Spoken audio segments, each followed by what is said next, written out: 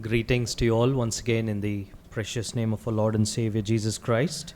మరి ఒకసారి ప్రభువైన యేసుక్రీస్తు యొక్క ప్రశస్త నామంలో మీ అందరికీ వందనాలు. Did you all have a good sleep? అందరూ బాగా నిద్రపోయారని ఆశిస్తున్నాను. I was talking to Anna outside. సహోదరుడు నాతో మాట్లాడారు బయట. I was asking Anna, did you have a good sleep? బాగా నిద్రపోయారా, నీ నిద్ర పట్టిందా అని అడిగారు. Then I told Anna I have the gift of sleeping. తర్వాత వారు చెప్పారు నాకు నిద్రపోయే వరం ఉందని. I know a lot of people who struggle to get sound sleep. నాకు తెలుసు కొంచెం సేపు నిద్రపోవటానికి కూడా ఎంతో మంది ఇబ్బంది పడేవారు ఉన్నారు. Sound sleep is very biblical. కొన్ని నిద్రలు అనేవి వాక్యానుసారమైనవి. God has kept sleep as a way to revive our bodies. మన శరీరాలను మరలా నూతన ఉత్తేజంతో నింపటానికి నిద్ర అనేది దేవుడు మనకి ఇచ్చాడు. And we are responsible to learn to have good sleep. కాబట్టి నిద్ర ఎలాగు పోవాలి అనేది నేర్చుకోవటం అనేది మన మీద ఉన్న బాధ్యత. I'm not going to talk about the doctrine of sleep. నిద్ర శాస్త్రం, నిద్ర బోధ అనేది నేనేం చెప్పబోవటం లేదు. These days we fail to take care of our bodies. ఈ దినాల్లో మనం మన శరీరాలను గురించి జాగ్రత్త వహించడం అనేది ఎక్కువగా చేయటంలో. Whether it is the unnecessary concerns that we keep in our mind, మరి అనవసరమైన విషయాల గురించి ఆలోచించడం కానీ, lack of trust in God sometimes, కొన్నిసార్లు దేవుని యందు నమ్మిక ఉంచకపోవటం కానీ, some bad lifestyle habits, కొన్ని మరి అనవసరమైన లేదా చెడ్డ జీవన శైలి లేదా జీవన విధానాలు. Anyways, switching back to what we were talking yesterday, నిన్నటి దినాన మనం ఏదైతే మాట్లాడుకుంటున్నామో మరలా అక్కడికి వస్తే, I want to firstly thank this assembly for having me over, inviting me to come and fellowship with you all. మొదటగా ఈ సంఘం నాకు ఆహ్వానం తెలియచేసి నేను ఇక్కడికి వచ్చి పరిచర్య చేయుటకు ఇచ్చిన అవకాశాన్ని బట్టి మొట్టమొదటిగా వారికి కృతజ్ఞతలు తెలియజేస్తున్నాను. It's an encouragement and I'm moved when I see the vision the oversight of this church has to get the word of God to its believers. మరి సంఘంలో ఉంటున్న విశ్వాసులకు దేవుని వాక్యము అందించాలి అనే ఆ పెద్దల యొక్క దర్శనాన్ని బట్టి నాకు ఎంతో మరి ప్రోత్సాహం కలుగుతున్నది. From the little I know about you, I believe that your calendar is packed with some activities. మరి మీ గురించి నాకు కొన్ని సంగతులే తెలిసినప్పటికీ నేను అనుకునేది ఏంటంటే మీరు సంవత్సరం పొడుగునా ఏదో ఒక కార్యక్రమాలు ప్లాన్ చేసి ఉంటారు. I know that you have many gifted and experienced servants of the Lord and come and share their journey from the word of God with you all. మీ అందరితో కూడా ఎంతో వరము కలిగిన అనేక అనుభవజ్ఞులైన దైవజనులు దేవుని వాక్యాన్ని మీ వద్దకు వివరించడానికి వచ్చారని అనుకుంటున్నాను. And I am so out of place from that segment. అయితే వారితో పోల్స్తే నేను అంత పోల్చదగిన వాడిని కాదు. I am nowhere near, but I still appreciate that you had me over to come and meditate the word of God with you. అయినప్పటికీ మీతో కలిసి వాక్య ధ్యానం చేయటానికి నాకు ఇవ్వబడిన అవకాశాన్ని బట్టి కూడా మీకు వందనాలు తెలియజేస్తున్నాను. For the fellowship, for the love and the hospitality, I am so grateful. మీరు చూపిన ప్రేమను బట్టి, సహవాసాన్ని బట్టి, ఇచ్చిన ఆతిథ్యాన్ని బట్టి ఎంతో వందనాలు తెలియజేస్తున్నాను. Do continue to pray for me. నా కొరకు ప్రార్థన మీరు చేయాలని కోరుతున్నాను. As I learn to follow the Lord, నేను ప్రభువును వెంబడించడం ఇంకా నేర్చుకుంటుండగా, for the small responsibilities I have back in the local church and various other assignments. మా స్థానిక సంఘంలో నాకున్న చిన్న బాధ్యతలు, అదేవిధంగా వేరు పనుల బాధ్యతలు నాకు ఇవ్వబడి ఉంటుండగా వాటి గురించి, and I thank you in advance for those prayers. ఆ విధంగా మీరు ప్రార్థన చేస్తారని దానికి ముందే కృతజ్ఞతలు తెలియజేస్తున్నాను. Okay, now a question. ఇప్పుడు ఒక ప్రశ్న. What were we talking yesterday? నిన్నటి దినాన మనం దేని గురించి మాట్లాడాం? Life of Timothy, okay? Timothy జీవితాన్ని గురించి. Thank you for that start, sister. Said that. మీరు చెప్పినందుకు వందనాలు. What about the life of Timothy? Timothy జీవితం గురించి ఏమి అనుకున్నాం? Sincere faith. Wow, thank you. నిష్కపటమైన విశ్వాసం. Before that, దానికి ముందు in the first session, దానికి ముందు మొదటి తరగతిలో ఏం నేర్చుకున్నాం? sorry? The great picture. Okay. Can you elaborate a little? What is your role in God's great picture? Okay. Okay. So we talked about an illustration of a painting. మనం ఒక చిత్రకారుడు ఎలాగ వేస్తాడు అనే ఉదాహరణ నుంచి నేర్చుకున్నాం. And we saw how I was so proud about my little contribution in that painting. ఆ గొప్ప చూపునకు అందమైనదిగా ఉండే ఆ చిత్రపటంలో నేను చేసిన చిన్న పని నాకెంత అతిశయాన్ని తెచ్చిపెట్టిందో మీకు చెప్పాను. Through that we tried to think about the grand work that God is doing. దాని ద్వారా దేవుడు మన ఎడల లేదా తాను చేస్తున్న ఆ గొప్ప ప్రణాళికను గురించి నేర్చుకున్నాం. And we started to question ourselves, what is my role in that great thing that God is doing? దేవుడు చేస్తున్న ఆ గొప్ప పనిలో దాని ద్వారా నేను పోషించాల్సిన పాత్ర ఏంటి అనేది చూసాం. And we talked a little about how Timothy arrived at the spiritual situation he was in when Paul met him. పౌలు తిమోతిని కలుసుకున్నప్పటికీ తిమోతికి ఉంటున్న ఆత్మీయ స్థితి ఎలాగూ పొందగలిగాడు అనే దాని గురించి కూడా మాట్లాడుకున్నాం. How the churches in Lystra and Derbe had spoken well of him. What was his journey till that point whereby they spoke well about him? మరి లుస్త్రా దెర్బేలో ఉంటున్న సంఘాలు తిమోతిని గురించి అంత మంచి మాటలు చెప్తూ ఉంటుండగా ఆ స్థాయికి ఎలాగూ రాగలిగాడు తిమోతి అనేది కొంచెం ఆలోచన చేశాను. And what did Paul find in this young man so that knowing his big very demanding journey, he saw this young man called Timothy fit for that journey. ఆ తర్వాత పౌలు మరి ఎంతో కష్టంతో కూడుకున్న తీరిక లేని ఆ యాత్ర కొనసాగించబోచుండగా ఆ యాత్రలో తిమోతి నాకు సహకరించుటకు సరిపోయినవాడు అని ఎలాగ భావించగలిగాడు? What is the journey fitness that Timothy had? తిమోతికి ఆ యాత్ర చేయుటకు తగిన శక్తి ఉన్నది అనే ఆ శక్తి ఎలాగొచ్చింది? I don't know if you heard about people who trek.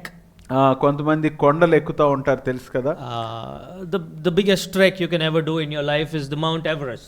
మరి అతి పెద్ద పర్వతం ఎక్కేది ఏదైనా ఉందంటే ఎవరెస్ట్ పర్వతం కదా. The people who go there, they prepare for years for that one single trek of their life. మరి ఒక్కసారి ఆ ఎవరెస్ట్ పర్వతాన్ని ఎక్కటానికి సంవత్సరాల కొలది జీవితకాలం వారు సిద్ధపడేవారు ఉన్నారు. It's unbelievable the kind of risk they do, the kind of discipline they follow, the fitness they achieve, not to go up there but to try to go up there. మరి ఆ పర్వత శిఖరానికి వెళ్ళటానికి కాదు, అసలు పర్వతం మీద నడుచుకుంటూ వెళ్ళటానికే ఎంత క్రమశిక్షణ, ఎంత మరి ఆ బలము, శక్తి అనేది వాళ్ళు అలవర్చుకుంటారు అనేది ఎంతో మరి నేర్చుకోదగింది. Now Paul's journey was a journey of faith. He didn't know the details of that journey. ఎందుకు పౌలు చేస్తున్న యాత్ర ఎలాంటిదంటే విశ్వాసంతో కూడింది. ఎప్పుడేం జరుగుతుందో తనకు తెలియదు. He didn't have like pit stops. Okay, first I'm going there, second I'm going there, third I'm going here. Okay, I think Timothy can do this. మరి నేను ఇక్కడికి మొదటగా వెళ్తాను, రెండో తర్వాత ఆ ప్రాంతానికి వెళ్తాను, ఆ తర్వాత ఇంకో ప్రాంతానికి వెళ్తాను, తిమోతి ఈ పని చేయగలడు అన్నట్లుగా ఆయన మనసులో ఉంది. He doesn't know if he'll come back alive, Paul himself. అసలు పౌలుకే ఆ యాత్ర చేసిన తర్వాత వెనక్కి తిరిగి వస్తాడా లేదనేది నమ్మకం లేదు. And if he is looking for a companion for such a journey, that companion also has the same risk. ఇప్పుడు అలాంటి యాత్ర చేయబోయే క్రమంలో ఆయనతో పాటు ఒకరు ఉండాలి అనుకుంటే ఆ వచ్చే అతనికి కూడా తిరిగి ప్రాణాలతో వస్తాడా లేదనే గ్యారంటీ లేదు. The immediate chapters after chapter 16, 17, 18, 19 prove our point right because we see that happening there. 16వ అధ్యాయం మనం చదువుకున్న తర్వాత 17, 18, 19 అధ్యాయాలు చూస్తే మనం చెప్పుకున్న మాటలు నిజము అని అక్కడ చూస్తాం. So in Timothy, Paul would have found a faith he was willing to give his life for. మరి తిమోతిలో పౌలు ఏమి చూశాడంటే తన ప్రాణాన్నైనా ధారపోయగలిగినంత తెగింపు ఉన్నవాడిగా చూశాడు. Can we say that? మనం అది చెప్పగలమా? Paul would have been sure, because Paul stayed there for a while. పౌలు దాని విషయంలో ఎంతో నమ్మకం కలిగి ఉన్నాడు, ఎందుకంటే కొన్ని దినాలు అక్కడ ఉన్నాడు. He got the feedback of the churches. మరి సంఘాల నుంచి తిమోతి గురించిన విషయాలు తెలుసుకున్నాడు. He's been seeing this young man. మరి ఆ యవనస్తుడిని చూస్తూ ఉన్నాడు. And he would have had conversations. That's how you know a man. మరి ఆ విధంగా అతనితో మాట్లాడుతూ ఉంటుండగా అతని గురించిన సంగతులు తెలిసి ఉండవచ్చు. His confessions he would have heard. మరి అతను చేసిన ఒప్పుకోళ్ళు కూడా ఇతను పౌలు తెలుసుకొని ఉంటాడు. And probably God was moving the heart of Paul and saying, this is the guy, you should take him. ఇప్పుడు దేవుడు ఆ పౌలు హృదయాన్ని నీతో రావటానికి ఇతను సరిపోయినవాడు అని కదిలిస్తూ ఉండి ఉండవచ్చు. And we want to think about how prepared this man was, and we want to match our lives with this young man and say, what am I, where do I stand?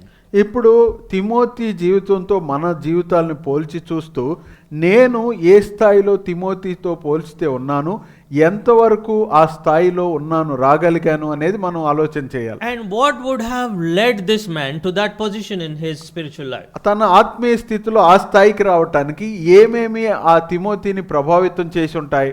We saw that probably the seed was sown way back in his own childhood. మరి బహుశా ఈ విత్తనం అనేది తన బాల్య దినముల్లోనే వేయబడి ఉంటుంది అని మనం అనుకోవచ్చు. The scriptures he knew from infancy, which organically grew the sincere faith in him. లేఖనాలు బాల్య దినముల నుంచే ఎరిగి ఉంటుండగా అతడు క్రమక్రమంగా ఈ నిష్కపటమైన విశ్వాసము అనే స్థాయికి చేరుకున్నాడు. In the బైబిల్లో knowing the scriptures means living the scriptures. It's not just know. మరి లేఖనములను ఎరిగి ఉండుట అంటే ఏదో జ్ఞానం కలిగి ఉండటం కాదు, వాటిని అనుసరించి జీవించటం అని అర్థం వస్తుంది. The dichotomy or the dualism of knowing and not doing it is not there in the Bible. బైబిల్లో మరి ఎరిగి ఉండటం దాన్ని చేయకపోవటం అనే ఈ వైరుధ్యం అనేది లేదు. So from his childhood, Timothy, he would have learned the scriptures from his grandmother, from his mother, not just learning, he saw it lived in their life. కాబట్టి బాల్య దినముల నుంచే తిమోతి తన అవ్వలో ఆ తర్వాత తన తల్లిలో ఈ లేఖనాలు ఎరిగి ఉండటం మాత్రమే కాదు, వాటిని అనుసరించడం చూసి ఉంటాడు. And this formed the man Timothy. That's what I'm trying to say. ఆ విధంగా తిమోతి ఈ స్థాయికి రాగలిగాడు.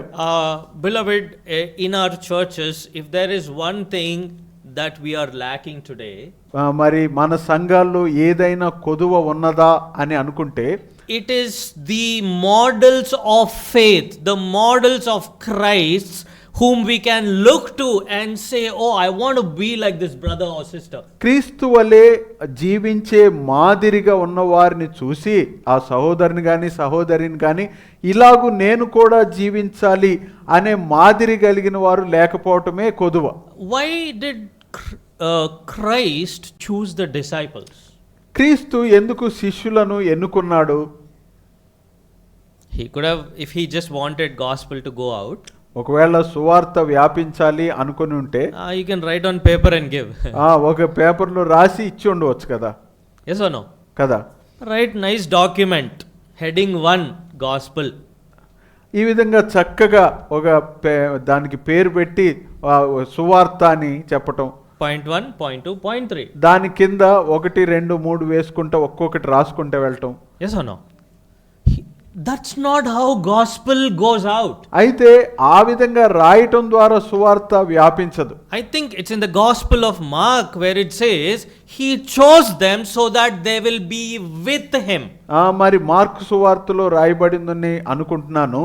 వారిని ఎందుకు ఎన్నుకున్నాడంటే ఆయనతో పాటు ఉంటారు అని. When they were with him, what happens? ఆయనతో ఉండగా వారికి ఏమి జరిగింది? They say even to a stone, the smell of the flower will have some effect. ఏమంటారంటే మామూలుగా రాతికైనా కూడా ఈ పువ్వు యొక్క ఆ పరిమళ వాసన ఏదైతే ఉంటుందో అది తగులుతూ ఉంటే ఎంతో కొంత మార్పు అనేది వస్తుంది రాతిలో అని. And when Jesus chose his disciples, his intention would have been that they learn what the gospel is through his life and later tell it verbally, but more than that, live it. బహుశా యేసుక్రీస్తు ఏమనుకుని ఉంటాడంటే, వారు ఎరిగి ఉండటం కంటే తనతో పాటు ఉంటే వారు తన జీవితాన్ని చూసి సువార్తను నేర్చుకొని ఆ తర్వాత రోజుల్లో సువార్తను నోటితో చెప్పటం కాకుండా చెప్పుటతో ఆగిపోకుండా తమ జీవితాల ద్వారా దాన్ని చూపిస్తారని. So gospel is not something you tell. Gospel is something you live through your life. కాబట్టి సువార్త అనేది నువ్వు పెదవులతో నోటితో చెప్పేది కాదు, కానీ నీ జీవితం ద్వారా జీవితంలో చూపించడం ద్వారా జరిగేది. And in our churches, probably we should embrace that truth even more strongly these days. మన సంఘాల్లో ఈ దినాల్లో ఈ సత్యాన్ని ఇంకా బలంగా హత్తుకోవాలి అనేది అవసరతగా So కనపడుతుంది. gospel is not just a verbal legacy that we live, but a legacy of life that we live to our future generations. కాబట్టి సువార్త అనేది కేవలం మాటల ద్వారా వచ్చిన వారసత్వం కాదు, కానీ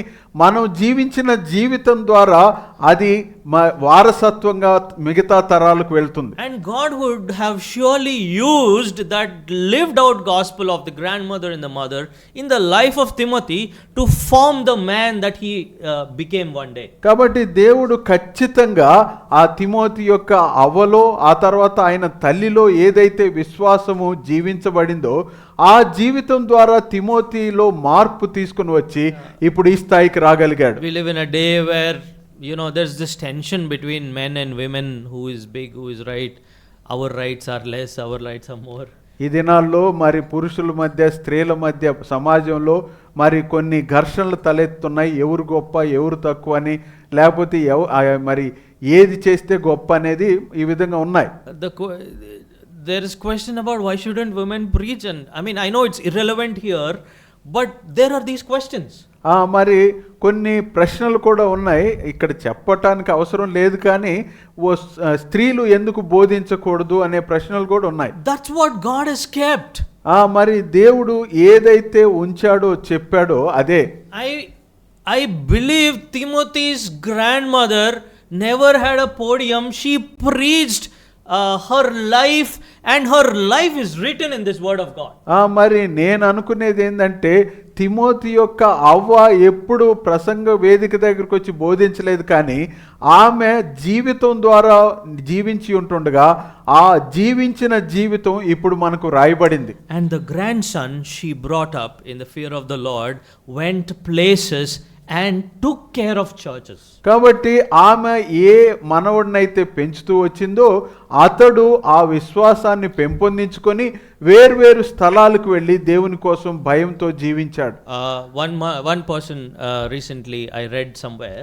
ఎక్కడో చోట ఈ మధ్య ఒక వ్యక్తిని గురించి చదివాను. He said this statement. ఈ విధంగా అన్నాడు అతను, the best thing that can happen to you is to realize who you are.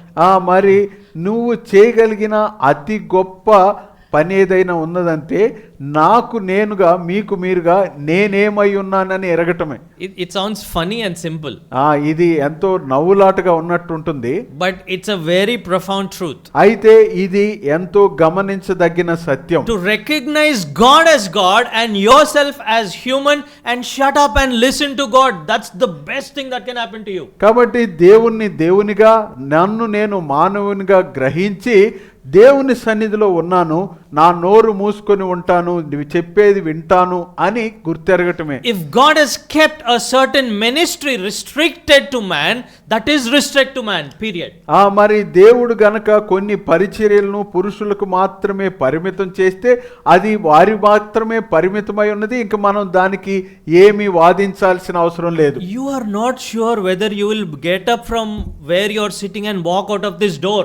మరి మనం కూర్చున్న స్థలం నుంచి లేచి కనీసం డోర్ దగ్గర కన్నా వెళ్తామా లేదనేది మనకు తెలియదు. At this moment God is, taking care of 1 billion heavenly bodies. అయితే ఇదే క్షణంలో దేవుడు కోట్ల కొలది మరి పరలోక సైన్య సృష్టిని అంతటిని కూడా ఆయన నిర్వహిస్తూ ఉన్నాడు. He is powerful, he knows what is best, he is loving and he is good and he has given functions to everything. ఆయన మంచివాడు, ఆయన శక్తివంతుడు, ఆయన ఎవరెవరికి దేనికి ఏ పని అయితే ఇవ్వాలో తెలిసిన వాడు కాబట్టి, ఏమి చేస్తున్నాడో ఎరిగి ఉన్నవాడు కాబట్టి ఆయన చేసేది ఆయన చేయనివ్వాలి. People forget this. అయితే మనుషులు దీన్ని మర్చిపోతూ ఉంటారు. The functions God has given to each individual, మరి ప్రతి వ్యక్తికి దేవుడు ఏ పనులైతే విభజించి ఇచ్చాడో, it is not from the administrative mind of God. ఆయన ఏదో దేవుడు పరిపాలనా విధంగా ఆ పని చేస్తున్నాడని కాదు.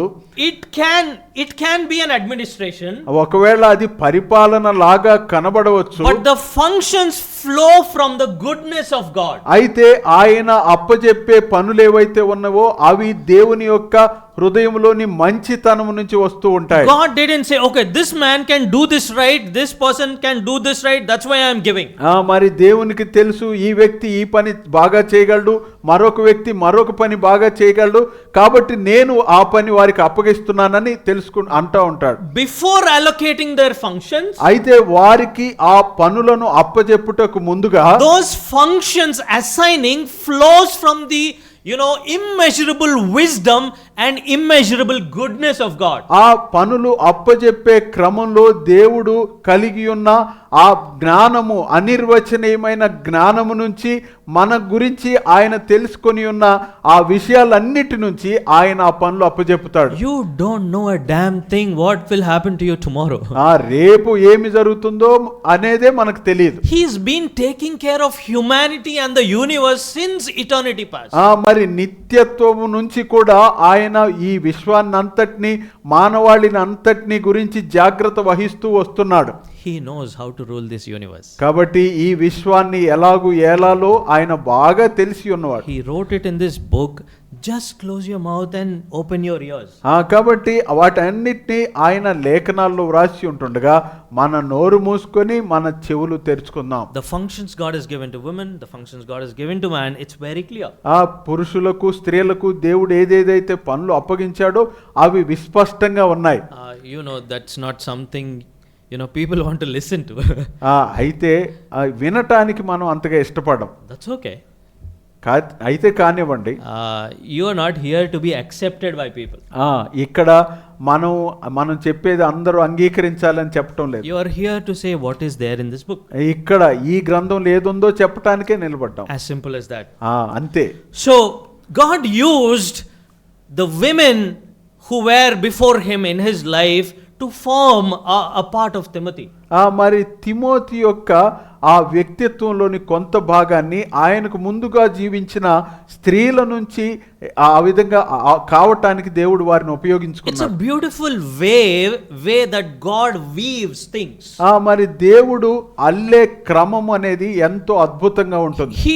He is not you cannot exhaustively pattern God. మరి దేవుణ్ణి ఎంతో విస్తృతంగా వివరణాత్మకంగా ఆయన ఈ విధంగా ఈ పని ఈ విధంగా మాత్రమే చేస్తాడు అని చెప్పజాలం. He is a magical weaver. ఆయన అద్భుతంగా మరి మనకు తెలియని రీతిగా ఆయన అల్లికగా పనులు చేసేవాడు. He put a small thought in the heart of Moses' mother. మోషే యొక్క తల్లి హృదయంలో ఒక చిన్న ఆలోచనను అద్భుతంగా ఉంచాడు. I will risk everything and save this baby. మరి ఈ చిన్న బాలుణ్ణి నేను ఎట్లయినా సరే, ఒకవేళ వారు నన్ను చంపినా సరే ఇతన్ని కాపాడుతాను అని అనుకునింది ఆమె. Remember that one decision, what is the impact it had on the history of the world. అయితే ఆమె తీసుకున్న ఈ ఒక్క నిర్ణయము మరి ప్రపంచ చరిత్రను ఎంతగా ప్రభావితం చేసిందో చూడండి. I want you to pause and think about that one decision's impact. ఒక్క నిమిషము ఈ చిన్న నిర్ణయం యొక్క ప్రభావం అనేది దాని గురించి ఆలోచన చేయండి. Or think about the one decision of Hannah about Samuel. ఇప్పుడు సమూయేలు గురించి హన్నా తీసుకున్న నిర్ణయం గురించి కూడా ఆలోచన చేయండి. I'm trying to say that we do best when we stay in the place God has kept us and faithfully follow that, and we are going to have greater impact on history. నేను చెప్పబోతున్నదల్లా ఏంటంటే దేవుడు మనలను ఏ స్థలములో ఏ స్థానములో అయితే ఉంచాడో అక్కడ ఉండి నమ్మకంగా ఆయన అప్పగించిన పనిని గనక చేస్తూ ఉంటే దేవుడు మనకు తెలియనంత రీతిలో దానిని అనేక మందికి ఉపయోగకరంగా ప్రయోజనకరంగా వాడతాడు. You can do so much but not follow this. What is the use? నీవు దేవుని వాక్యాన్ని అనుసరించకుండా ఎంత చేసినా దానివల్ల ప్రయోజనం ఏముంటుంది? A life faithfully lived out in the place God has kept us is very, very beautiful. దేవుడు మనలను ఏ ఏ స్థానాల్లో అయితే ఉంచాడో అక్కడ నమ్మకంగా జీవించటం అనేది ఎంతో అద్భుతమైన విషయం. So the seed was sown in Timothy through the scriptures he was taught from the infancy. మరి ఈ విత్తనం అనేది లేఖనాల ద్వారా బాల్య దినముల నుంచి తిమోతిలో నాటబడింది. Who taught those scriptures to Timothy? ఆ లేఖనాలను తిమోతికి ఎవరు నేర్పించారు? Mother? Paka? Talla. Sister is like, yes, mother. Any other alternative? తల్లి కాకుండా ఇంకెవరైనా ఉంటారా? Sorry? God has taught him. దేవుడే నేర్పించాడు. Of course. Anyone else? Any humans? ఇంకెవరైనా మనుషులు ఉంటారా? Paul, grandmother. But Paul later on in his young life. Yeah, sure. అవ్వ తర్వాత దినాల్లో పౌలు. Local assembly. Yeah, that was what I was looking for. స్థానిక సంఘం. He would have gone to the synagogue maybe.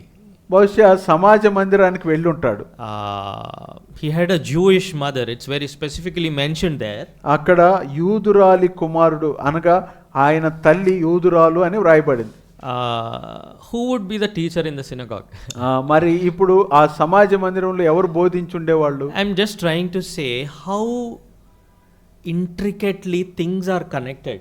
ఎంత మరి అంతర్గతంగా ఈ విషయాలన్నీ ఒకదానికొకటి సంబంధం కలిగి ఉన్నాయో ఆలోచించాలని చెప్తున్నాను. Synagogues are local places. అక్కడ సమాజ మందిరాలు ఆయా స్థలాల్లో ఉండేవి. That day scripture was a rare thing.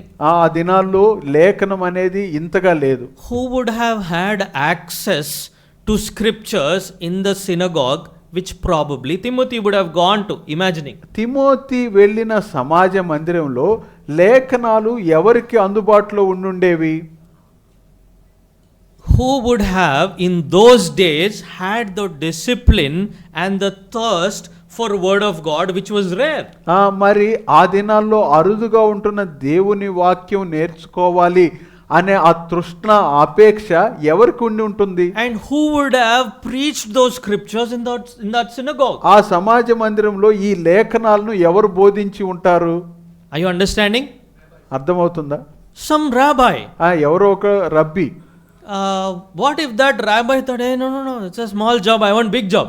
మరి రబ్బీ గనక ఇది చిన్న పనే, నాకు ఇంకా పెద్ద పని కావాలి అని అనుకుంటే, oh, I should be like Paul, I should go to that church, this church. నేను పౌలులాగా ఉండాలి, ఆ ప్రాంతానికి, ఆ మందిరానికి, ఇంకొక మందిరానికి వెళ్ళాలి అని అనుకుంటే, would he have been a blessing in the life of a person like Timothy?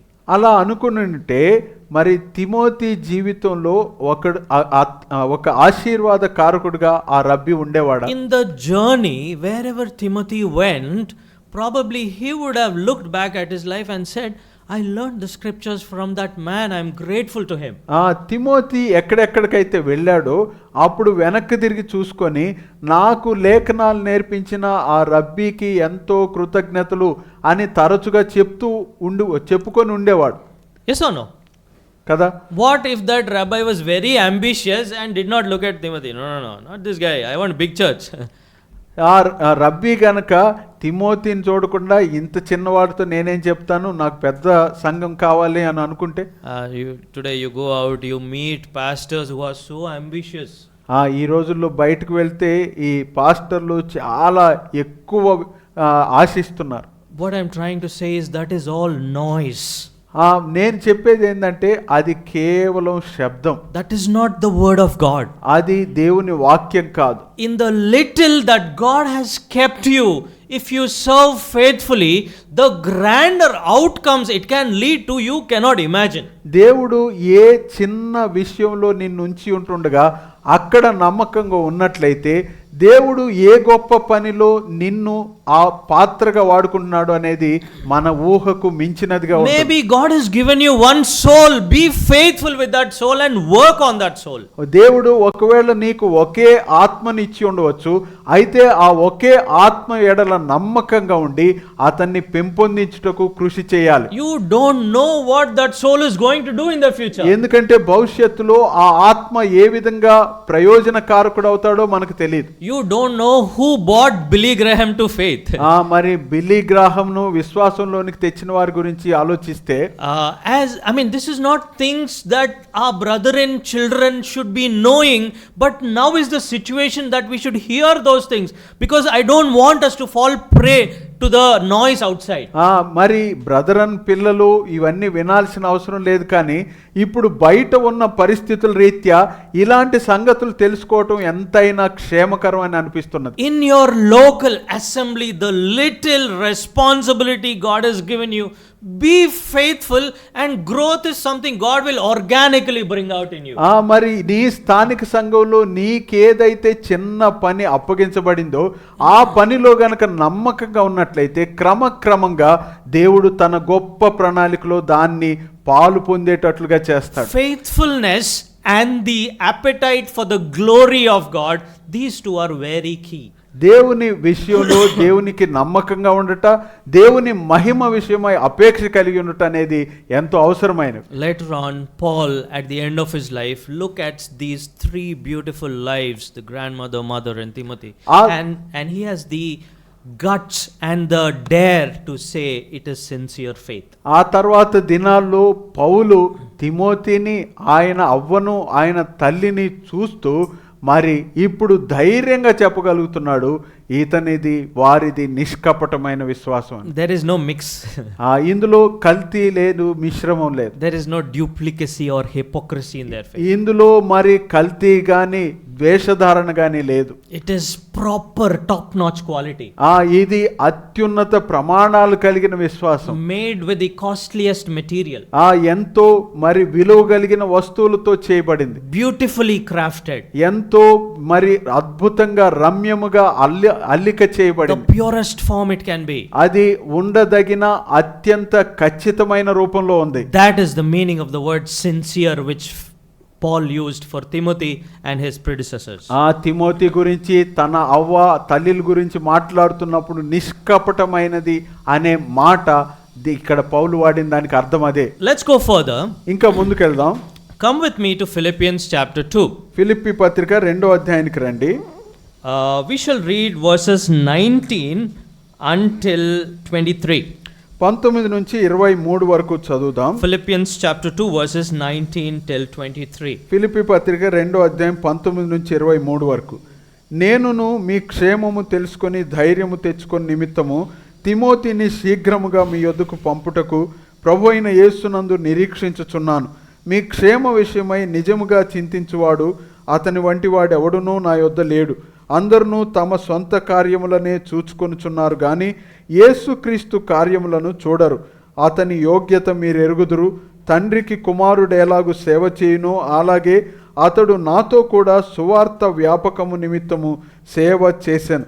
కాబట్టి నాకేమి సంభవింపనయ్యున్నదో చూచిన వెంటనే అతనిని పంపవలనని అనుకొనుచున్నాను. May the Lord bless these words to our meditation. మన ధ్యానం నిమిత్తమై దేవుడి మాటలను దీవించును గాక. I know these words are very plain and self-explanatory. ఇవి మరి అర్థం చేసుకోవటానికి సులువుగా ఉన్నాయని నేను భావిస్తున్నాను. But we will try to look at those very plain words and spend some time amongst those verses. అర్థమయ్యే రీతిగా ఉన్నప్పటికీ కూడా ఈ వచనాలను మనము కొంత నిశితంగా పరిశీలన చేద్దాం. Now Paul is a missionary, right? పౌలు సేవ చేసేవాడు కదా, మిషనరీగా ఉన్నాడు. A traveler. మరి యాత్రికుడుగా ఉన్నాడు. He would go to a place. మరి కొన్ని ప్రాంతాలకు వెళ్తాడు. Stay there. ఆ ప్రాంతంలో కొన్ని దినాలు ఉంటాడు. Go and preach the gospel in various ways. కొన్ని వేరు పద్ధతుల ద్వారా ఆ ప్రాంతంలో సువార్త ప్రకటిస్తాడు. Very diverse Paul's portfolio is. మరి పౌలు యొక్క పని తీరు ఎలాగుంటుందంటే విభిన్నంగా వైవిధ్యంగా ఉంటుంది. He was a man who could speak to anyone. ఆయన ఎలాంటి వాడంటే ఎవరితో అయినా మాట్లాడగలిగిన వాడు. He could stand before rulers. మరి ఆ అధికారుల ఎదుట నిలబడగలిగిన He వాడు. would go and sit in a small group on the bank of a river and say, hey, have you heard about Jesus? నదీ తీరమున కొంతమంది ఉంటుండగా వారి మధ్య కూడా వెళ్ళి యేసు గురించి తెలుసా అని వారితో మాట కలగలిపిన వాడు. In the prison, he would be thinking about this fellow prisoner. Oh no, this fellow did this mistake. He's very bad. He didn't say that. He asked him, hey, do you know Jesus? చెరసాల్లో ఉన్నప్పుడు కూడా ఆ తోటి ఖైదీలు ఇతడు తప్పు చేశాడు అని భావించకుండా వాళ్ళతో కూడా మాట కలిపి యేసు గురించి తెలుసా అని పలకగలిగిన వాడు. He would, I believe this, he would go to the grocery store and say, hey, have you believed in Jesus? మరి నేను అనుకునేది ఏంటంటే సరుకులు తెచ్చే షాపుకు కూడా వెళ్ళి అక్కడ వారితో కూడా యేసు గురించి తెలుసా అని మాట కలపగలిగిన వాడు. I know one uncle in Bangalore, Isho Jacob, his name is. He even gives a tract to the Kirana guy. మరి బెంగళూరులో ఒక అంకుల్ జాకబ్ గారు తెలుసు. ఆయన సరుకులు తెచ్చుకోవడానికి వెళ్ళినప్పుడు ఆ సరుకుల వ్యక్తికి కూడా ఇస్తాడు. So in one such effort, there is a church that is, founded in the city of Philippi. మరి ఆ విధంగా మరి ప్రయాస ద్వారా ఫిలిప్పీలో ఒక సంఘం ఏర్పడింది. If you think about how the church was founded there, మరి అక్కడ సంఘం ఎలాగ ఏర్పడింది అనేది ఒకసారి పరిశీలన చేస్తే maybe Paul was walking by. బహుశా పౌలు నడుస్తూ వెళ్తున్నాడు. Maybe he saw a small group. మరి ఒక చిన్న గుంపు ఉండింది. And he was like, oh, why don't I talk to these people? మరి వీరితో ఎందుకు మాట్లాడకూడదు అనుకున్నాడు. And he would pray.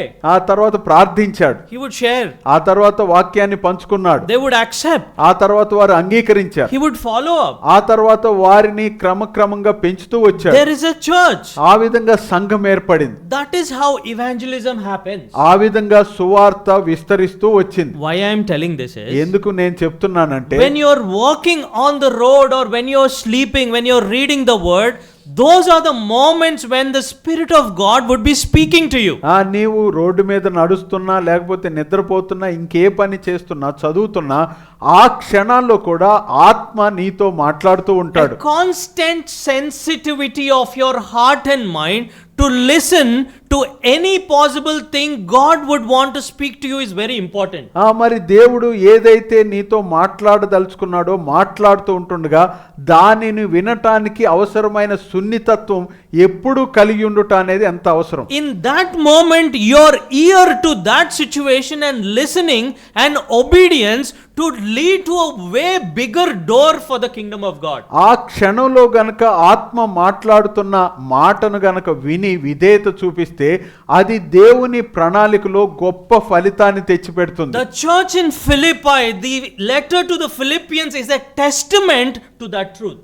మరి ఫిలిప్పీలో ఉంటున్న సంఘాన్ని గురించి ఫిలిప్పీ పత్రిక అనేది గొప్ప సాక్ష్యం ఇస్తున్నది. It would have started with a small voice in the ear of Paul.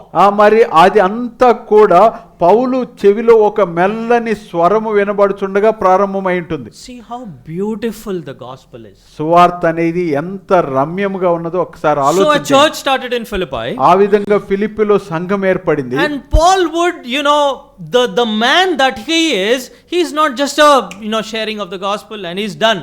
మరి పౌలు ఎలాంటి వాడు అంటే సువార్త ఒక మాట ప్రకటించి ఇంకా అయిపోయింది అనుకునేవాడు కాదు. Paul's or Jesus's philosophy of the gospel is much different to what today church thinks about the gospel. సువార్తను గురించి ఈ రోజుల్లో సంఘం ఏదైతే అనుకుంటుందో దానికి పూర్తి భిన్నంగా యేసుక్రీస్తు గాని పౌలు గాని సువార్తను గురించి అనుకునేవారు. It's not about getting to people to heaven or away from hell.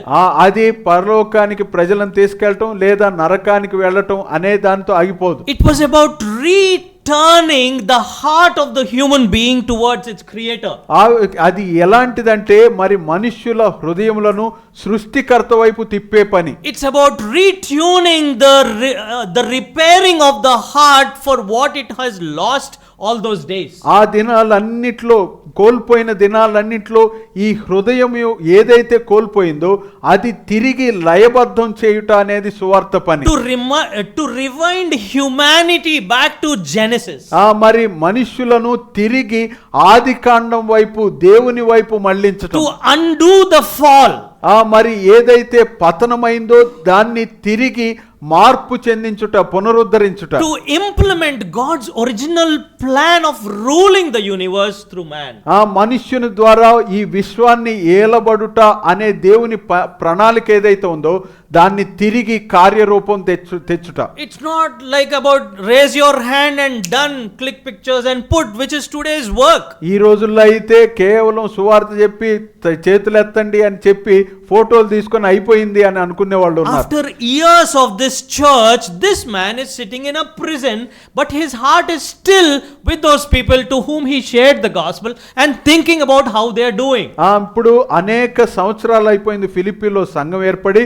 ఇప్పుడు పౌలు చెరసాల్లో ఉంటుండగా అక్కడ కూడా ఆ సంఘం వారు ఎలాగున్నారు అనే తన హృదయంలో ఆ భారం అనేది ఉన్నది. That is how gospel has to be done.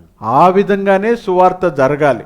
I know there are so many ways gospel is being done these days. ఈ దినాల్లో అనేక పద్ధతుల ద్వారా సువార్త ప్రకటించబడుతున్నది. But I believe also we need to check the fruitfulness of the methods we are using. అయితే మనము వాడే పద్ధతుల యొక్క ఫలితం ఎలాగుంటుంది అనే దాన్ని కూడా కొంత పరిశీలన చేయాలి. To be wise in, the work of the Lord is a commandment. We should not let the name of the Lord, be ridiculed. ఆ దేవుని నామము మహిమ పరచబడే విధంగా మనం పనిచేయాలి, కానీ ఆయన నామం దూషణ పాలయ్యేటట్లు చేయకూడదు. Okay, so Paul is concerned. He is, in imprisonment, but his heart is with the Philippian church. మరి పౌలు చెరసాల్లో ఉంటుండగా కొంత బాధ ఉన్నది, కానీ అయినప్పటికీ కూడా ఫిలిప్పీలో ఉంటున్న విశ్వాసుల పట్ల తన చింత ఉన్నది. I sometimes think about what was the sleep cycle of this man called Paul. ఒక్కోసారి నాకు అనిపిస్తుంది అసలు పౌలు అసలు ఎప్పుడు నిద్రపోయేవాడా అని. He constantly, throughout his epistles, he says day and night, day and night, day and night. మరి ఆ పత్రికలన్నిట్లో కూడా రాత్రింబగళ్ళు, దివారాత్రములు అనే మాటలు కనపడతాయి. When he's writing to Timothy, he uses that. తిమోతికి రాస్తూ ఆ మాట వాడుతున్నాడు.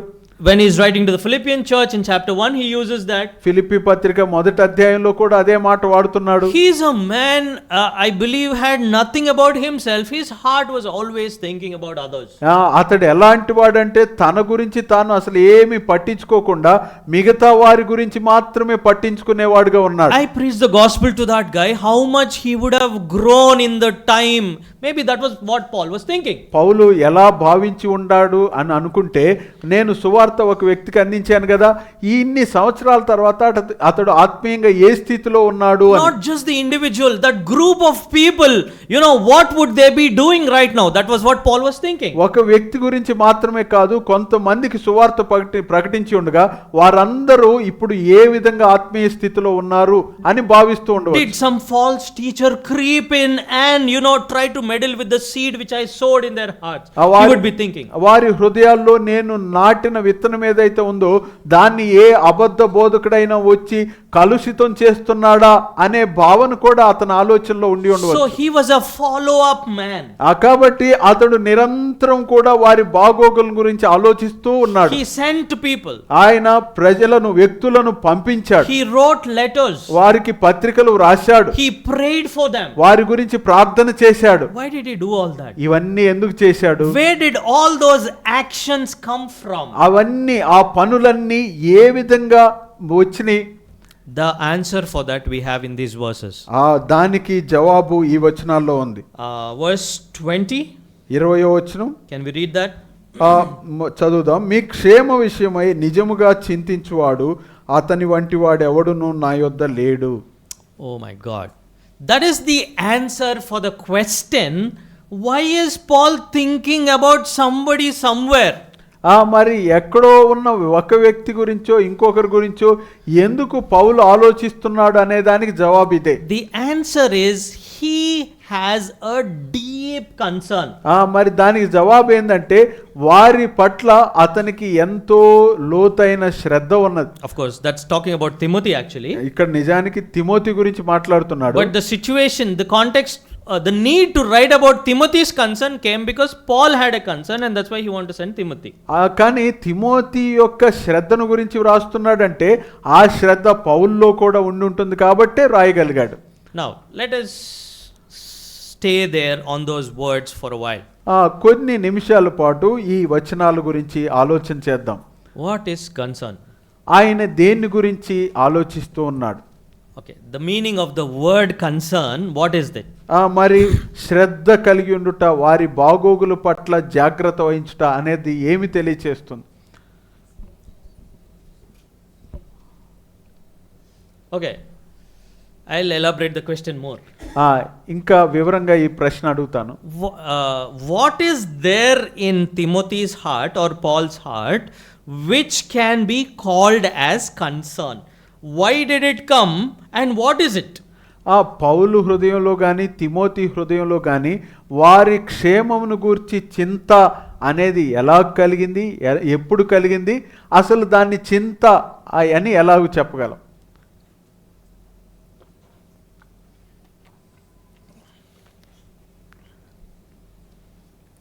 What is it? ఏమై ఉంటుంది? I mean, let's go into little psychology. Okay, love for the brethren. సహోదరుల ఎడల ప్రేమ. Let's go a little into psychology. మనస్తత్వ శాస్త్రంలోనికి కొద్దిగా వెళ్దాం. Forget about spiritual things. ఆత్మీయ విషయాల గురించి పక్కన పెడదాం కొద్దిగా. What is chinta or concern in speaking psychologically or in general terms? మామూలుగా చింత అనేది మనస్తత్వ శాస్త్రాన్ని గురించి మాట్లాడుకుంటే ఏమవుతుంది?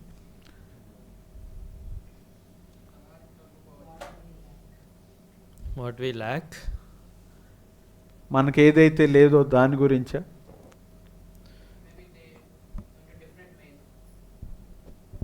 Okay, he's thinking about maybe they strayed away from the path. Okay.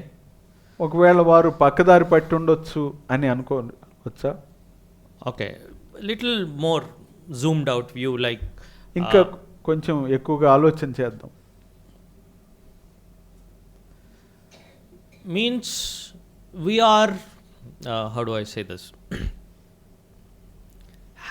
That thing constantly disturbing us in our mind. ఏదైతే చింత ఉంటుందో అది మన మనస్సును పదే పదే రేపుతూ ఉంటుంది. Yes or no? అవునా కాదు? Can we say that that brother he'll be fine? That's called concern. ఆ సహోదరుని గురించి ఆలోచిస్తూ బాగానే ఉంటాడులే అని పట్టించుకోకపోతే అది చింత అవుతుందా? No. Chinta means that the qualification for that is it should disturb you.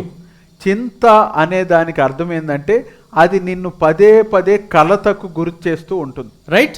కదా? It will not let you have your normal peaceful life.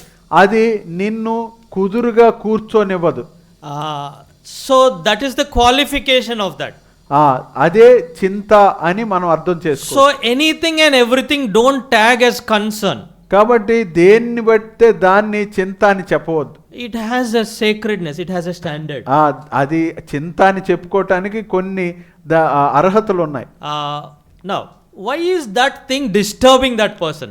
ఎందుకు ఆ విషయము ఆ వ్యక్తిని కుదురుగా కూర్చోనివ్వటం లేదు? Because he is concerned about that brother. He is concerned about that brother. ఆ వ్యక్తి క్షేమము గురించి ఆలోచిస్తూ ఉన్నాడు కాబట్టి. Okay. Out of love. Okay, how their spiritual condition is out of love. ప్రేమను గురించి ఆత్మీయ స్థితిని గురించి ఆలోచన చేయటం. What can disturb us? ఏది మనను కలవరపాటుకు గురి చేస్తుంది? Something bad will happen. Who said that? Sorry? Okay, నశించిపోయే ఆత్మల విషయం. When the expected thing is not found. Okay, false teaching. Everything is right. When that thing is personal to me only, I'll be concerned. ఎప్పుడైతే అది నాకు వ్యక్తిగతంగా ఇబ్బంది కలిగిస్తుందో అదే చింత కలిగిస్తుంది. Yes or no? అవునా కాదు? Let's say one brother is in the hospital very sick. Will I be concerned? ఒక సహోదరుడు హాస్పిటల్లో ఎంతో బాగా లేకుండా ఉన్నప్పుడు అది నాకు బాధ కలిగిస్తుందా? Only if I feel it as personal only, it concerns me. ఎప్పుడైతే అది నాకు బాగా బాధను తెచ్చిపెడుతుందో వ్యక్తిగతంగా అప్పుడే అతని గురించి ఆలోచన చేస్తాను. The cause of why I consider that personal is what brother said. It is love. మరి ఎందుకు ఆ వ్యక్తిని గురించి ఇంతగా బాధ కలిగి ఉన్నాను అనే దానికి కారణం ప్రేమ. The love in the heart of Timothy or Paul for the believers there is what led them to have the concern. మరి అక్కడున్న విశ్వాసుల ఎడల తిమోతికి కానీ పౌలుకి కానీ ఏదైతే ప్రేమ ఉన్నదో దాన్ని బట్టి వారు ఎలాగూ ఉన్నారు అనే చింత వారి మదిలో ఉన్నది. Right? Now, let's go even further back. ఇంకా కొంచెం వెనక్కి వెళ్దాం. Where did he get that love from? ఆ ప్రేమ ఆయనకు ఎక్కడి నుంచి వచ్చింది? God has poured Romans chapter 5 verse 5. God has poured it into the heart of Paul or Timothy. రోమా 5:5 ప్రకారము తిమోతి హృదయంలో కానీ పౌలు హృదయంలో కానీ దేవుడే ఆ ప్రేమను కుమ్మరించాడు. Correct. So God did his part. Thank you, brother. దేవుడు తన పని చేశాడు. What about our pani? ఇప్పుడు మన పని ఏంటిది? Okay, let me phrase it like this. ఈ విధంగా చెప్తాను. Why did Timothy have that love and why don't we?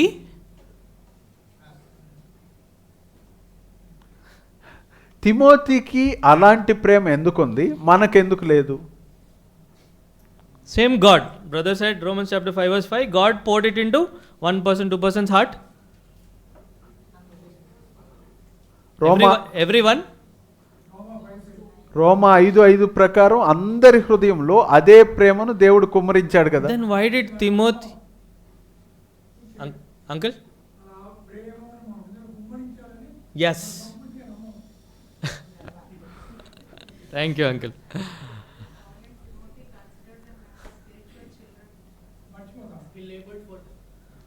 He labored for them.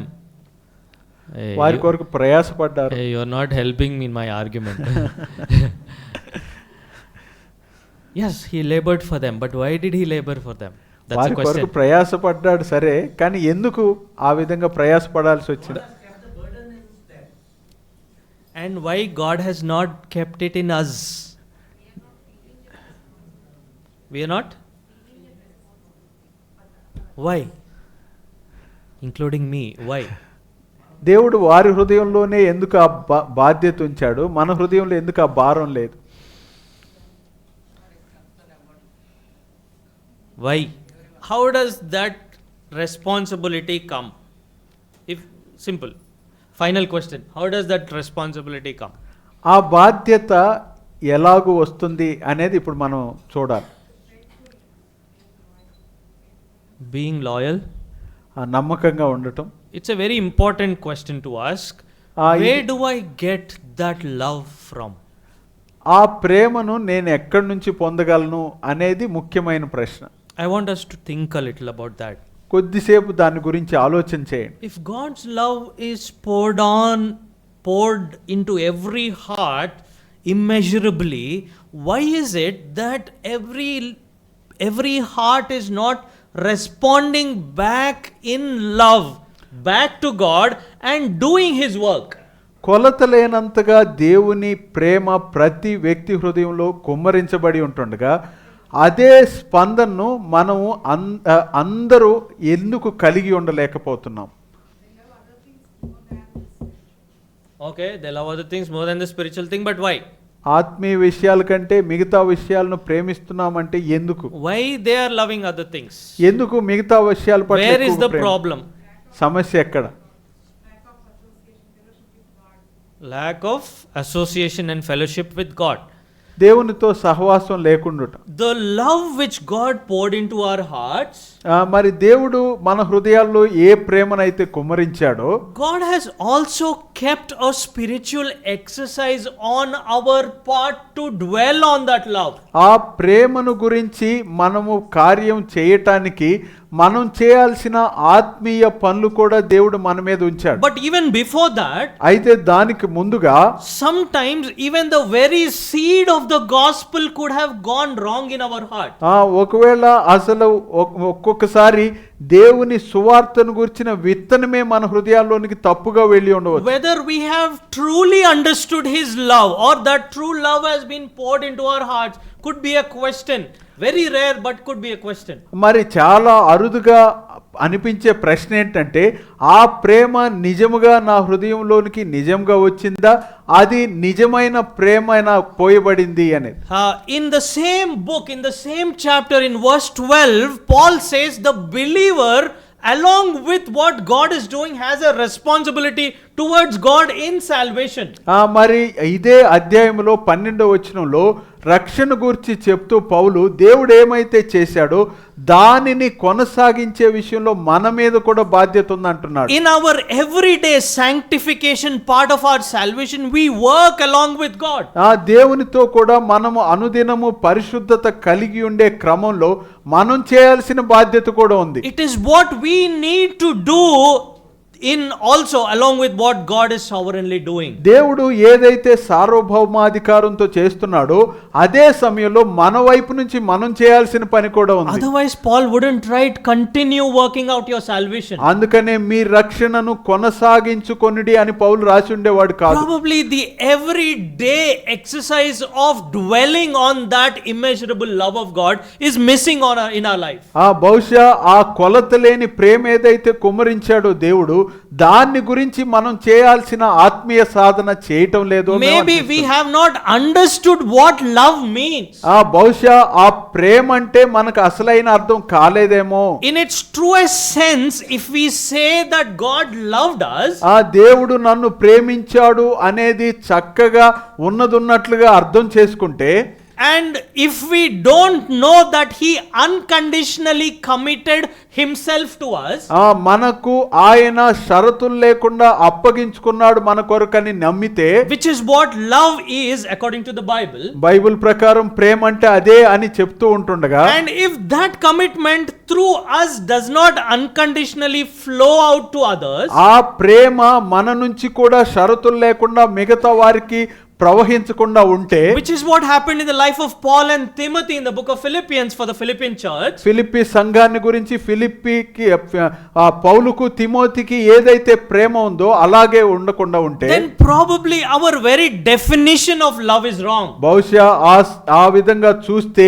అసలు మనం ప్రేమను గురించి తప్పుగా అర్థం చేసుకున్నామేమో అనిపిస్తుంది. Probably we only see at love as something I selfishly needed and he poured out on me. Maybe that's our wrong definition of love. బహుశా ప్రేమను గురించి మన భావన ఎలాగుంటుందంటే, నాకు కావాలి కాబట్టి ఆ ప్రేమను నా హృదయంలో కుమ్మరించాడు, నేను ఎవరికి ఇవ్వాల్సిన అవసరం లేదేమో అన్నట్టు. If you and me have really tasted that true love, it will flow through us to others.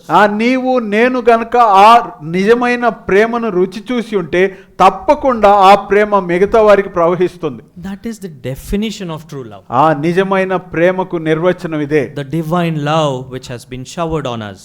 మన మీద కుమ్మరించబడిన ఆ దైవ ప్రేమ. Otherwise we might be probably subscribing to the wrong understanding of love. అలాగూ కాకపోతే ప్రేమను గురించి తప్పుడు భావన మనం నేర్చుకుంటాం. It may be something we selfishly needed. Oh, I'm a sinner, forgive me. Yes. నేను పాపిని కాబట్టి ప్రభు నన్ను క్షమించాడు అంటా ఉంటాం. It's like, God, I'm so sorry, thank you for forgiving me.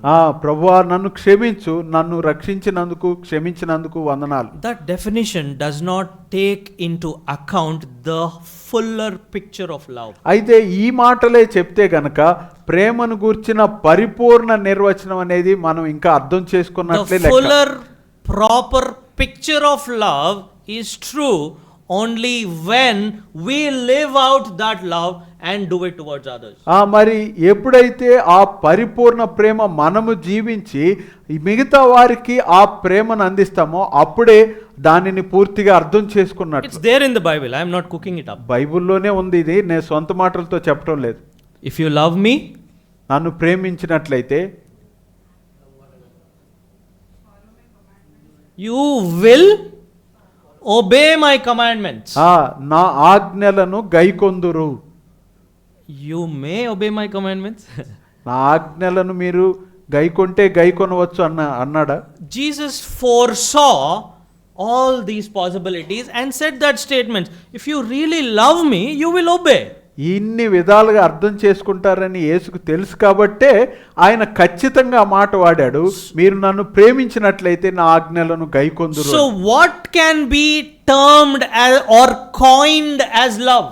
కాబట్టి ప్రేమను గురించి మనము ఏ నిర్వచనం చెప్పుకోవచ్చు? Not just the verbal affirmation or confession of something, మరి ఏదో నోటి మాటలతో చెప్పే మాట కాదు, but action supported, action driven thing only according to Jesus' definition can be coined as love. యేసు చెప్పిన ప్రకారము ఆ ప్రేమ అనేది మాటలతో పాటుగా చర్యల ద్వారా కలిసినప్పుడే ఆ నిజమైన ప్రేమ అవుతుంది. So when the seed of the gospel is sown into the heart of a believer, కాబట్టి ఒక విశ్వాసి హృదయంలో ఆ సువార్త విత్తనం నాటబడినప్పుడు it not only unites a believer with his maker, మరి ఒక విశ్వాసిని తన సృష్టికర్తతో అది కలపటం మాత్రమే కాదు, but it also unites this believer with everything that this maker is connected with. అదే సమయంలో ఈ విశ్వాసిని ఆ సృష్టికర్త దేనితో అయితే సంబంధం కలిగి ఉన్నాడో వాటన్నిటితో కూడా అనుసంధానిస్తుంది. Let me repeat that once again. ఇంకోసారి చెప్తాను. When the gospel works in the heart of a believer, ఒక విశ్వాసి హృదయంలో దేవుని సువార్త పని చేసినప్పుడు it not only unites this believer back with his maker or creator, మరి ఏ సృష్టికర్తతో అయితే ఈ విశ్వాసి సంబంధం కలిగి ఉండాలో కలపటం మాత్రమే కాదు, it also unites this believer back with everything that this maker is connected with. అదే సమయంలో ఈ సృష్టికర్త దేనితో అయితే సంబంధం కలిగి ఉన్నాడో వాటన్నిటితో కూడా ఈ విశ్వాసిని అనుసంధానిస్తుంది. So gospel is not you thinking, oh, I am concerned for this guy. No, you are thinking, my creator has made this person in the image of God. మరి ఇప్పుడు సువార్త అనేది ఇది నేను చేయాల్సిన పని, అతన్ని ప్రేమిస్తున్నానని చెప్పడం కాదు, ఇది ఎలాంటిదంటే నా సృష్టికర్త అతన్ని ప్రేమిస్తున్నాడు కాబట్టి చేయాలి. So gospel unites you with God and every other human being. కాబట్టి సువార్త అనేది ఆ విశ్వాసిని సృష్టికర్తతో మిగతా మనుషులందరితో కలుపుతుంది. And that's what causes the concern in you. అది మీ హృదయంలో చింతను పుట్టిస్తుంది. So that's how that love of God flows through you in your concern for the world, and that's what is here. ఇక్కడ చెప్పబడిన రీతిగా ఆ ప్రేమ మీ హృదయంలో చింత పుట్టించి ఆ ప్రేమ లోకములోనికి వ్యక్తుల మీదకు ప్రవహించేటట్లుగా చేస్తుంది. The gospel, in other words, makes you truly realize the heart of God. సువార్త నిజానికి మీరు దేవుని హృదయాన్ని గ్రహించటానికి, అర్థం చేసుకోవటానికి ఉపయోగపడుతుంది. That's what Adam failed. అక్కడే Adam విఫలమయ్యాడు. That's what Eve failed in understanding. హవ్వ కూడా అర్థం చేసుకోవటంలో అక్కడే పొరపాటు చేసింది. They failed to understand that this God is a good God. ఈ దేవుడు మంచి దేవుడు అనేది అర్థం చేసుకోవటంలో పొరపడ్డారు వారు. And today the church also is at the brink, or happily living that mistake. అయితే ఈ రోజుల్లో సంఘం కూడా మరి ఇలాంటి తప్పుడు భావనతోనే కొనసాగుతూ ఉన్నది. If someone is going and preaching the gospel and saving, leading 10 people, he becomes an idol. మరి ఎవరైనా ఒక వ్యక్తి వెళ్ళి సువార్త ప్రకటించి 10 మందిని కనుక దేవునిలోనికి నడిపిస్తే అతడు గొప్పవాడైపోతాడు. It's not you. అయితే అది నీది కాదు, నీ గురించి కాదు. That person was born because of God. ఆ వ్యక్తి అనేవాడు దేవుణ్ణి బట్టి తిరిగి జన్మించాడు. That person believed because of God. దేవుణ్ణి బట్టి అతడు దేవుని వాక్యాన్ని నమ్మాడు. That person is saved because of God. దేవుణ్ణి బట్టే అతడు రక్షించబడ్డాడు. And you have already been in debt to God for that soul. మరి అయితే దేవుడు సిద్ధపరిచి ఉంటుండగా నీవు వెళ్ళి నీ పని చేసి వచ్చావు. And why do you take any glory? అయితే అలాంటప్పుడు నీ పాత్ర పరిమితమై ఉంటుండగా ఎందుకు నీకు అంత పేరు కావాలి? We should learn to discern things even in the respect that we give to people. మరి ప్రజలకు మనం ఇచ్చే గౌరవం విషయంలో కూడా మనం వివేచన కలిగి ఉండాలి. If there is an evangelist who's done so much work, appreciate his faithfulness to God, but never idolize him. మరి ఒక సువార్థికుడు సేవకుడు కనుక దేవుని సేవ బాగా చేస్తే అతని పనిని ప్రశంసించండి కానీ అతన్ని ఇక ఏదో విగ్రహం మాదిరి మరి పూజించేలాగా చేయొద్దండి. Coming back to Timothy, Timothy దగ్గరకు వస్తే, if we do not have this deep concern that Timothy had, తిమోతికున్న ఇంత చింత కనుక మనకు లేకపోతే, probably the issue is with the gospel that we heard, దానికి సమస్య మన విన్న సువార్త అయినా అయి ఉంటుంది, or the definition of love which is wrong that we subscribe to. లేదా మనం అర్థం చేసుకున్న ప్రేమను గురించిన నిర్వచనమైనా తప్పు అయి Now, ఉంటుంది. why does Paul call that deep concern? మరి ఎంతో చింత అని పౌలు దాని గురించి ఎందుకు He రాస్తున్నాడు? could have said concern, right? మరి ఒక్క మాటతో చింత అని చెప్పలేడా? Why deep concern? నిజముగా చింతపడుట అంటే Why he would have used that extra word? ఎందుకు ఈ అదనపు పదాన్ని చేర్చాల్సి వచ్చింది? Probably you would have been deeply troubled in the heart. Deeply troubled in the heart, బహుశా హృదయంలో ఎంతో అలజడి కలిగి ఉండవచ్చు. right? Took the yoke of God. దేవుని కాడిని అతను తీసుకొని ఉండవచ్చు. Means probably Paul himself is moved by how much this guy is concerned for them.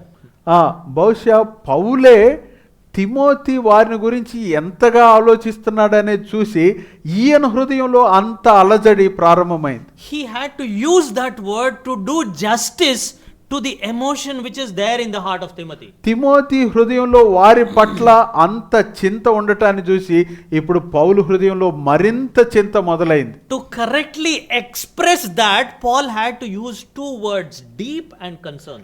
దాన్ని సరిగ్గా చెప్పటానికే పౌలు రెండు పదాలను వాడుతున్నాడు, నిజముగా చింతించుట. It's not a superficial, concern. ఇదేదో పైన చూపించే ప్రేమ కాదు. It's not just about going around and preaching concern. ఏదో బయటకు వెళ్ళి చెప్పాలి కాబట్టి చెప్పి వచ్చే సువార్త కాదు ప్రేమ. Real, organic, biblical, scriptural, divine, deep concern. లేఖనానుసారమైన దైవికమైన దేవుని ప్రేమతో కూడిన చింత ఇది.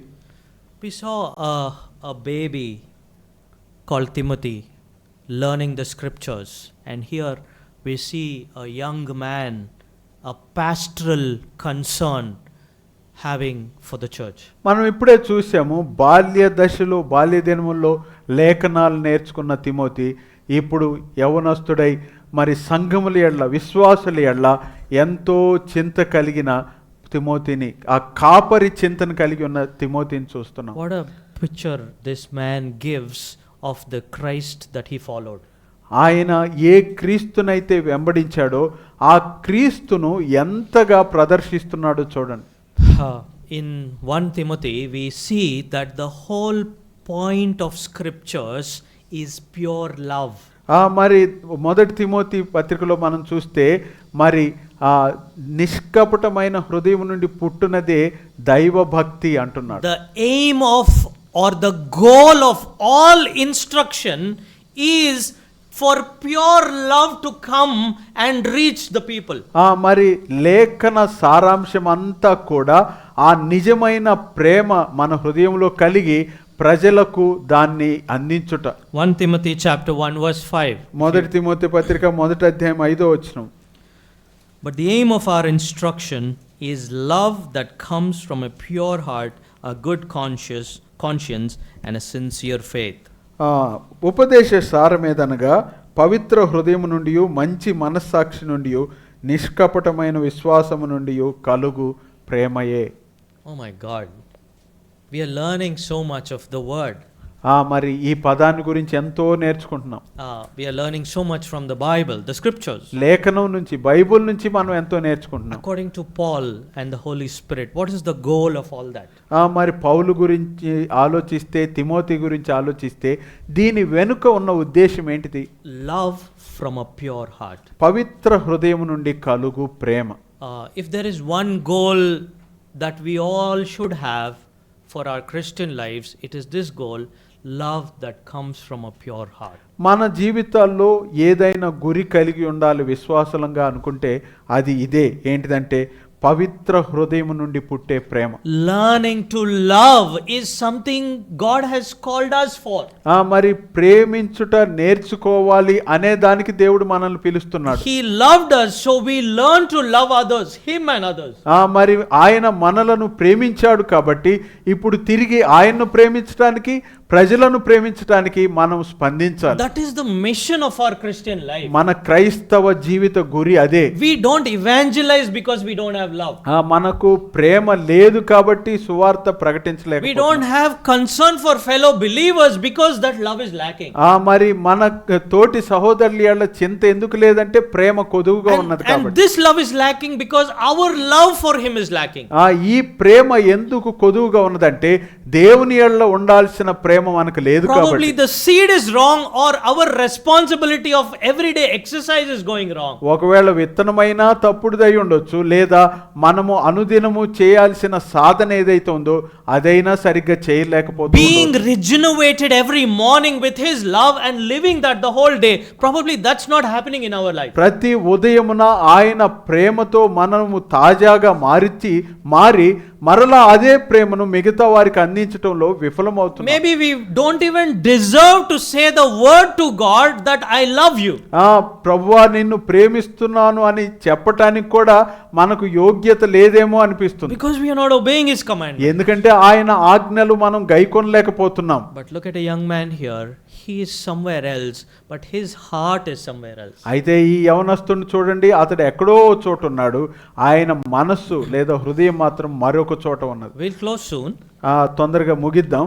Verse 21. 21వ వచనం చూడండి. Can we read that? అందరును తమ సొంత కార్యములనే చూచుకొనుచున్నారు గాని యేసు క్రీస్తు కార్యములను చూడరు. Oh my God. Beautiful verse, right?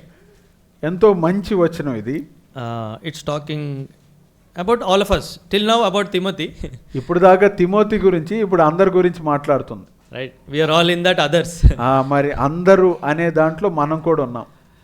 Others are busy. అందరూ తమ సొంత కార్యముల్లో తీరిక లేకుండా ఉన్నారు. With what? With their own concerns. తమ సొంత కార్యముల్లో తీరిక లేకుండా ఉన్నారు. So others are also concerned.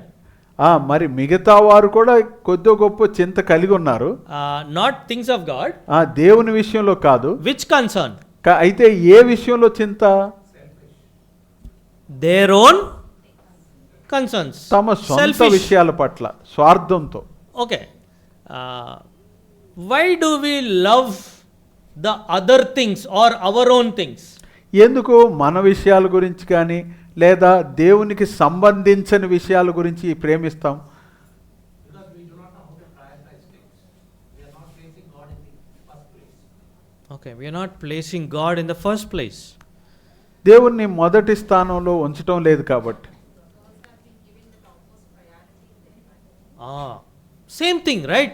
What we consider valuable, there our whole time is being spent. ఏదైతే మనము విలువైనదిగా భావిస్తామో అక్కడే మన సమయం అంతా వెచ్చిస్తాం. And we are busy. ఇక్కడ తీరిక లేకుండా ఉన్నాం. Right? Does Paul have any meaning for that word busy? ఇక్కడ తీరిక లేకుండా ఉన్నాడు అని చెప్పినప్పుడు ఏమైనా దాని గురించి పౌలు నిజంగా మాట్లాడుతున్నాడా? I just want to break that word down and apply it to our life. మరి దాన్ని కొద్దిగా ఆలోచన చేసి మన జీవితాలకు అన్వయించుకుందాం. What is the meaning of the word busy? ఇక్కడ తీరిక లేకుండా ఉండటం అంటే ఏంటి? Not here, generally. మామూలుగా కూడా. What is busy? Occupied with your own words. మన సొంత పనుల్లోనే నిమగ్నమైపోవటం. Let's say I call someone and say, hey man, I have some work, and he's like, brother, I'm busy. I'm doing something.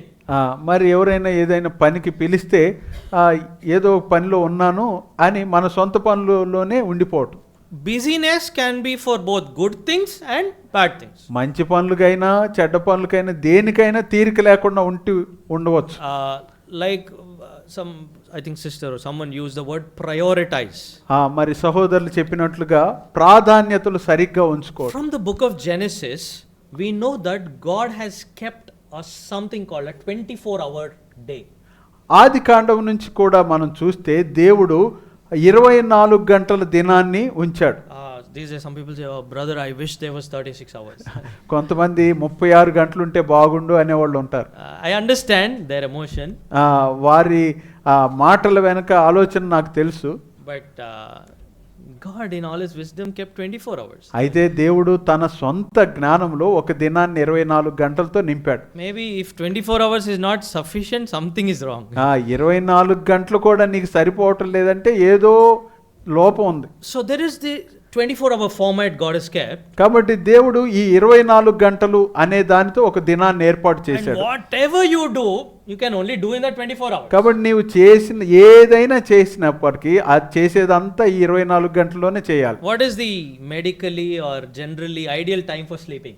నిద్రపోవటానికి వైద్యపరంగా మామూలుగా కూడా ఎన్ని గంటలు?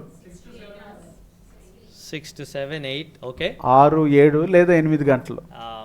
Eating food, bathing and other things. కాలకృత్యాలు కానీ లేకపోతే భోజనం చేయటం ఇవన్నీ 2.5 hours. 2 నుంచి 2.5 గంటలు. How much time can we redeem in a day?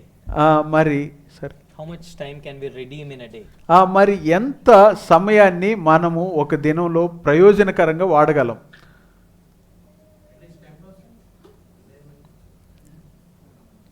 10%, brother is very strong. Good, yeah, 10%. కనీసం 10% సమయం. Let me ask another question, same thing. ఇంకొక విధంగా అదే విషయాన్ని గురించి ప్రశ్న వేస్తాను. What will determine how you spend the 24 hours?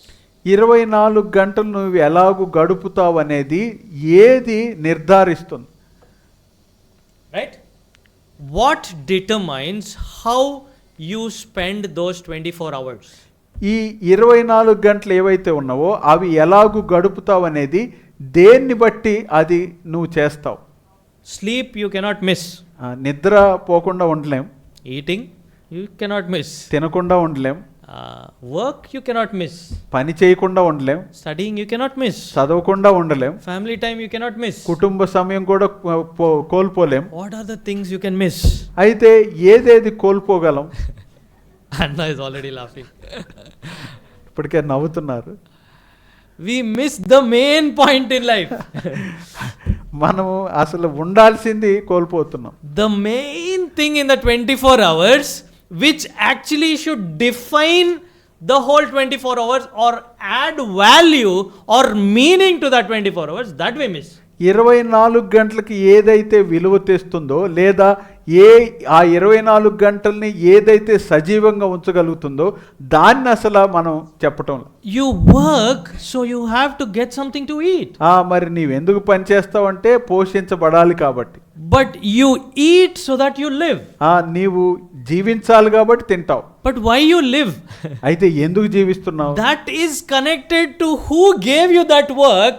You take the work but you don't connect with him. అయితే నీకు జీవించటానికి ఎవరు ఆ పని ఇచ్చారు?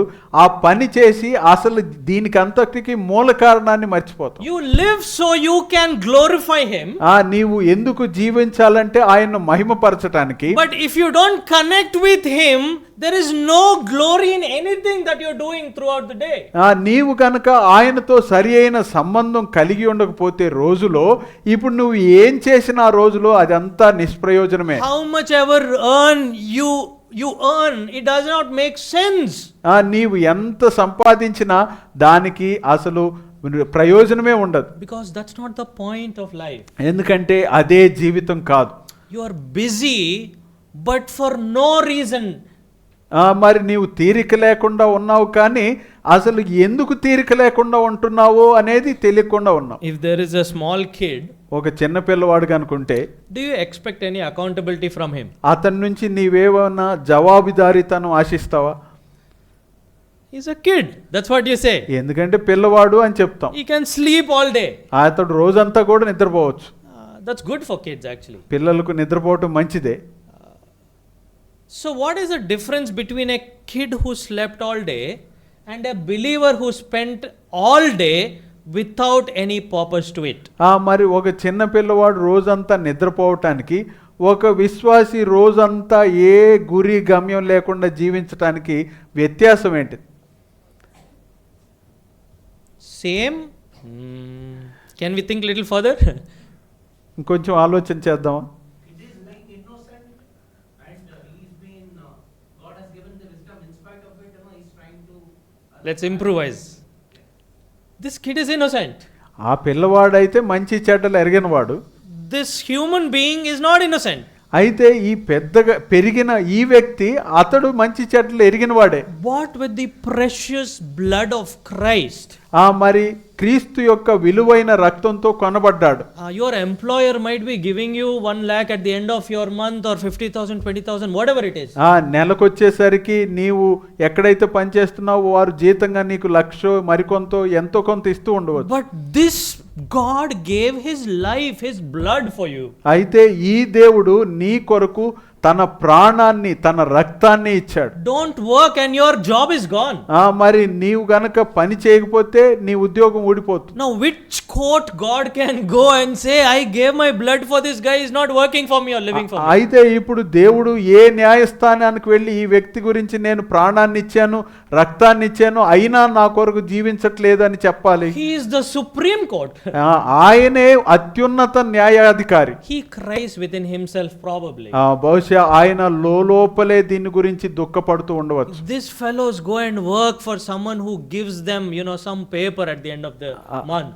మరి ఈ వ్యక్తి అక్కడ పని చేసే చోటకు వెళ్ళి చివరికి నెలాఖరికి జీతం వస్తుంది కాబట్టి పని చేస్తున్నాడు. But I gave my blood, he hasn't even have time for me. Forget about working for me, he doesn't have time for me. నా కొరకు పని చేసేది వదిలిపెట్టు, కనీసం నాకు సమయమే ఇవ్వటం లేదు, నేను ఇంతగా అతని కొరకు ప్రాణం పెట్టి రక్తం ఇస్తే అంటుకుంటాడు. Let us go even little further and say this. ఇంకో కొంచెం ముందుకు వెళ్ళి ఈ మాట చెప్దాం. Did I really save this guy? నిజంగా ఇతన్ని రక్షించానా నేనని దేవుడు భావిస్తాడు. Is this guy's heart really changed? ఇతని హృదయం నిజంగా మారిందా? Others are busy with their own concerns. అందరూ తమ సొంత కార్యములను గూర్చే చింతించుచున్నారు. See the way Paul ends that verse, not those of Jesus Christ. అయితే యేసు క్రీస్తు కార్యములను చూడరు అని చెప్తున్నాడు. So he actually gives a picture of the heart of Jesus Christ there. ఇక్కడ అతడు యేసు క్రీస్తు హృదయాన్ని వివరిస్తున్నాడు. What is the heart of Jesus Christ? యేసు క్రీస్తు హృదయం ఏంటిది? The well-being of the churches. మరి సంఘం యొక్క క్షేమం. The salvation of souls. మరి ఆత్మల రక్షణ. Everything else is not his heart. ఇంక ఏదైనా కూడా అది ఆయన హృదయాభిలాష కాదు. Whatever else you are busy with in your life, I don't know how great a profile you have, but if it is not followed up with your concern for the heart of Christ or the churches, you are wasting your life. నీవు ఎంత గొప్ప వ్యక్తివైనా, ఎంత తీరిక లేకుండా ఉన్నా కూడా యేసుక్రీస్తు హృదయాన్ని నీవు కూడా కలిగి ఉండకపోతే దాని వలన వచ్చేది శూన్యం. Let me ask this question and close. ఈ ప్రశ్న అడిగి నేను ముగిస్తాను. Where is your heart? నీ హృదయం ఎక్కడ ఉంది? Where is your concern? నీ చింత ఎక్కడ ఉంది? Are you pursuing your own definition of life? మరి నీ సొంత జీవితం యొక్క నిర్వచనంతో నీవు కొనసాగుతున్నావా? That is what Eve did in the Garden of Eden. ఏదెను వనంలో హవ్వ కూడా అదే చేసింది. But God saved you from that. అయితే దాని నుంచి దేవుడు నిన్ను రక్షించాడు. If you are saved, your heart should also beat like the heart of God. నీవు గనుక రక్షింపబడినట్లయితే నీ హృదయం కూడా దేవుని హృదయం లాగానే ఉండాలి. To direct it towards Him ఆయన వైపుగా ఉండాలి. and to direct you towards His plans for this world. ఈ లోకం ఎడల ఆయనకి ఏదైతే సంకల్పం ఉందో దాని వైపు నీ హృదయం ఉండాలి. Which are recorded in this. ఇవన్నీ కూడా ఈ గ్రంథంలో రాయబడ్డాయి. Read it every day, apply it to your life. ప్రతిరోజు దాన్ని చదివి మన హృదయాలకు అన్వయించుకుందాం. Sorry, I went a little over time. ఇంకో ఎక్కువ సమయం తీసుకున్నాను, క్షమించండి. May God bless us and lead us to obey these things. దేవుడు మనలను దీవించి వీటిని గైకొంటకు ప్రభు సహాయం చేయండి. His name be glorified. ఆయన నామం మహింపరచబడును. Amen.